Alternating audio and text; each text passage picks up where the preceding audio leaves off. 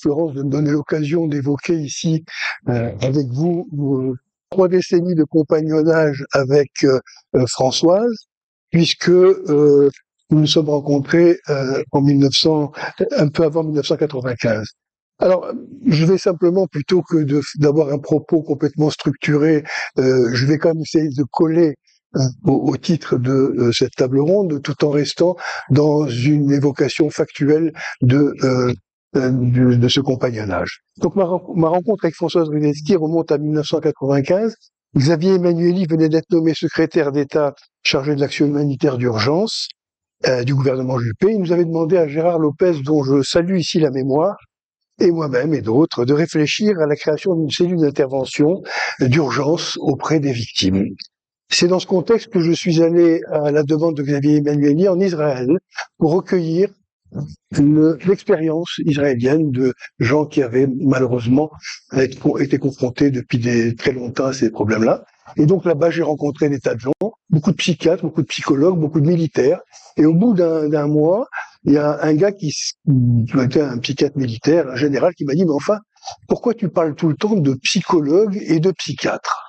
Parce qu'il me disait, le problème des victimes en urgence, c'est pas la psychiatrie, la psychologie tout de suite, c'est d'abord régler un certain nombre de petits problèmes qui vont effectivement pourrir la vie, c'est-à-dire aider une maman qui est seule, qui est hospitalisée, c'est avoir la certitude que quelqu'un ira chercher ses enfants, une personne âgée qui est planquée au 6e étage et qui est tétanisée, faudra aller la voir.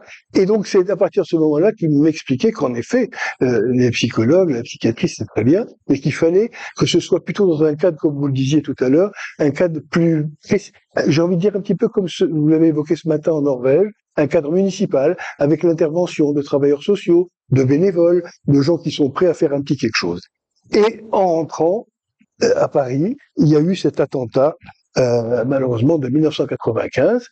Et avec Françoise, nous avons mis en œuvre exactement les choses telles que prévues, et nous avons créé cette cellule de prise en charge de SOS Attentat, qui comportait effectivement des psychiatres, des psychologues, des assistantes sociales. Et finalement, cette réflexion s'est poursuivie, puisque nous sommes allés au-delà de la prise en charge d'urgence, dans la possibilité d'aiguiller un peu les gens et de les aider dans la thérapeutique, de venir les conseiller, les aider dans la réparation et dans l'indemnisation. Et c'est comme ça que finalement, on se retrouve dans notre sujet d'aujourd'hui, qui est l'accompagnement après l'attentat.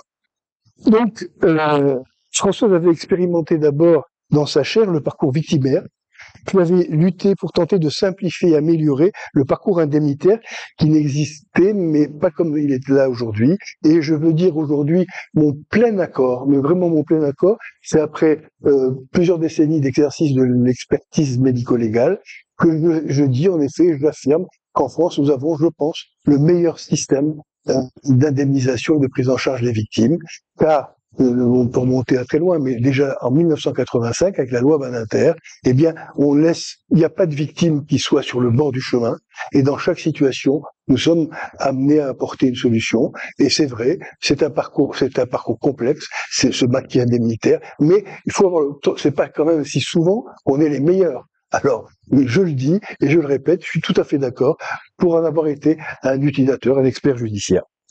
Donc, la formation juridique de François, elle l'a amené précisément à se confronter aux enjeux juridiques des victimes. C'est ainsi que j'étais son conseil, en fait, à chaque fois qu'elle avait besoin d'un médecin un peu spécialisé pour l'aider à comprendre, à aborder certaines questions. On a essayé d'aller vraiment au fond des problèmes, d'aller dans les niches. Je l'expliquais ce matin.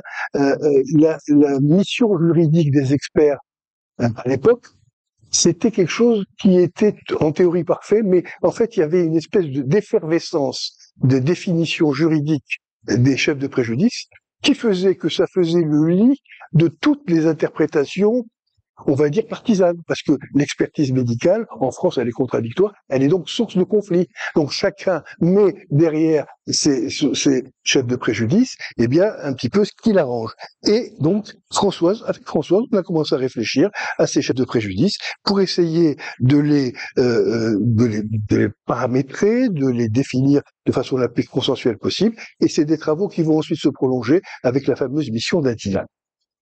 Mais au-delà de l'expertise médico-légale qui était une obligation pour indemniser les gens, on est obligé d'en passer par là, malgré le caractère intrusif, malgré parfois le mauvais vécu des victimes, peut-être aussi parce que à l'époque tous les médecins experts n'étaient pas formés à la victimologie et qu'ils étaient un petit peu, ils confondaient un peu interrogatoire et puis interrogatoire de police.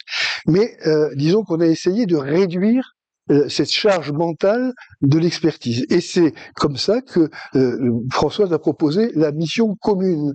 On avait des gens qui avaient été victimes d'un attentat et qui relevaient de la législation des accidents de travail, du fonds de garantie, peut-être comment dirais-je, d'une assurance individuelle. Il fallait une expertise de sécurité sociale. Et finalement, la collaboration de Françoise avec le fonds, avec tous les intervenants, a fait qu'elle a réussi à mettre en place une mission, une expertise unique qui a quand même beaucoup allégé le fardeau des victimes. Mais non seulement elle avait négocié l'expertise unique, opposable à tous, mais en plus, comme je le disais, elle a défendu bec et ongle une définition des chefs de préjudice qui ne soit pas préjudiciable aux victimes. Elle a même réussi, tout le monde disait aujourd'hui, elle allait très loin, mais elle est allée encore plus loin, puisque elle a dit, écoute, ça, c'est très bien ce qu'on a fait, mais maintenant, ce qu'on voudrait, c'est avoir une liste de médecins spécialisés pour accompagner les victimes. Et cette liste, on l'a faite. On a débusqué, j'enseignais l'expertise médicale de la victimologie à Paris 5, et donc j'avais des étudiants chaque année, et dans ces étudiants, on prenait des gens qui étaient indépendants des compagnies d'assurance, qui avaient une bonne formation, qui avaient une éthique personnelle, et on faisait des listes pour que les victimes puissent être accompagnées à l'expertise. Et croyez-moi, quelqu'un qui est accompagné à l'expertise, c'est pas pareil que quelqu'un qui va seul dans une espèce de psychodrame qu'il aborde pour la première fois de sa vie et qui peut être parfois très revictimisante. Et comme d'habitude, François est allé encore plus loin. Elle est allée demander au fonds de garantie de prendre en charge les honoraires des médecins conseils des victimes. Et elle l'a obtenu. Donc, c'est vous dire qu'elle allait quand même très loin. Elle a sollicité un staff d'avocats pour accompagner les victimes. Elle a fait preuve de pugnacité en sollicitant systématiquement tous les gardes des Sceaux qui se sont succédés, toutes les officiels qui avaient quelque chose là-dessus. On a eu un témoignage particulièrement évocateur tout à l'heure. Elle avait insisté pour aussi cet aspect, tous les aspects symboliques. Elle y était très sensible. Elle voulait que les associations puissent être parties au procès, même si c'était contre l'avis d'un certain nombre de juristes et de magistrats qui trouvaient que les victimes, c'était un petit peu embêtant dans le prétoire.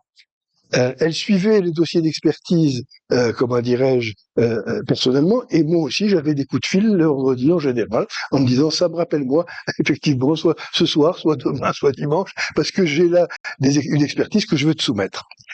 Elle était attentive, comment dirais-je, à ce que au ressenti des victimes pendant l'expertise, et exceptionnellement, mais ça nous est arrivé, de débusquer certains comportements expertaux qui étaient inadmissibles, et on a fait le nécessaire pour que, les victimes ne soient pas exposées autrefois. Et en même temps qu'elle avait ce souci absolu d'être du côté de la victime, elle avait aussi ce souci absolu d'équité. Avec François, on a débusqué parfois, une ou deux fois, très rarement, des gens qui étaient pas très honnêtes. Et ça, pour le coup, alors là, on n'a pas, on disait, nous, on défend les gens, mais juste les gens qui méritent d'être défendus. Elle a fait en sorte que, moi, ce qui m'est apparu comme la chose la plus importante dans ce métier, c'est que on a tenté de faire en sorte que indemnisation ne vaille pas réparation. Ce serait long de l'exprimer devant vous aujourd'hui, mais c'est en gros tout ce qui se passe avant, tout ce qui se passe à l'expertise, tout ce qui se passe après, et toute la prise en charge qu'on peut avoir au-delà de l'indemnisation. Et effectivement, mettre une somme d'argent en face des souffrances endurées, c'est de l'absurdité. Encore faut-il prévenir les médecins, experts, leur expliquer comment on prend en charge une victime, comment on se présente, comment on explique à des gens qui n'ont jamais subi ce genre de choses, une expertise médicale. Alors, Ensuite, j'ai été avec elle présent lorsque il y a eu cette fameuse étude scientifique initiée par William. Elle m'a demandé d'assister aux travaux du plan blanc en cas de catastrophe collective pour être certain que les victimes ne seraient pas laissées pour compte. On a travaillé avec la psychiatrie militaire, la psychiatrie civile. Elle a souhaité que je sois... Oui, il faut que j'arrête. Non, c'est pas encore l'heure. Que je sois présent à la commission Bélanger.